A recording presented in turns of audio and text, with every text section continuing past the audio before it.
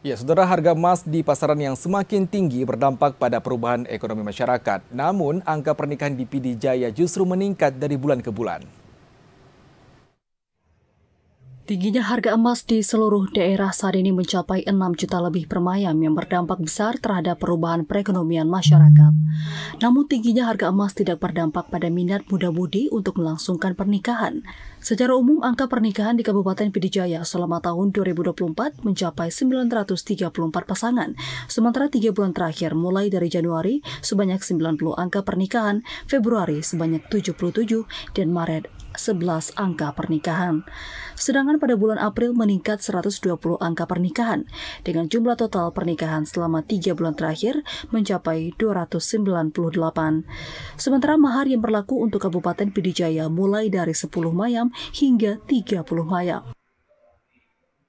Menurut informasi yang kita dapatkan dari KWKWA bahwa jumlah angka pernikahan di tahun ini dari bulan ke bulan itu ada kenaikan, walaupun sekarang kita tahu bahwa harga emas makin lama makin melonjak, di mana itu memang dari segi ekonomi bisa memberatkan bagi para calon pengantin yang ingin melakukan pernikahan.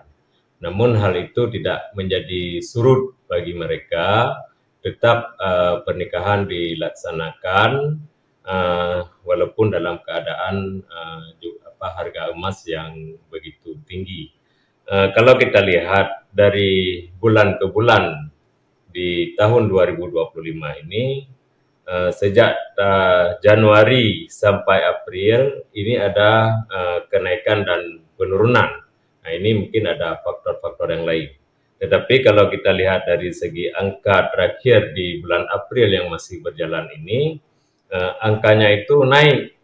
Kalau di Januari ada 90 peristiwa pernikahan, namun pada bulan April ini kita ada 120 peristiwa pernikahan yang telah dilakukan oleh para penghulu di KUA masing-masing. Mulyadi juga menyebutkan ada sebagian kecamatan yang memang kasus pernikahan menurun drastis seperti di Kecamatan Pantai Raja, sedangkan di kecamatan lainnya mengalami peningkatan yang signifikan sehingga mahalnya harga emas tidak berdampak pada kasus pernikahan. Dari PD Jaya, Hasbi TVRI melaporkan.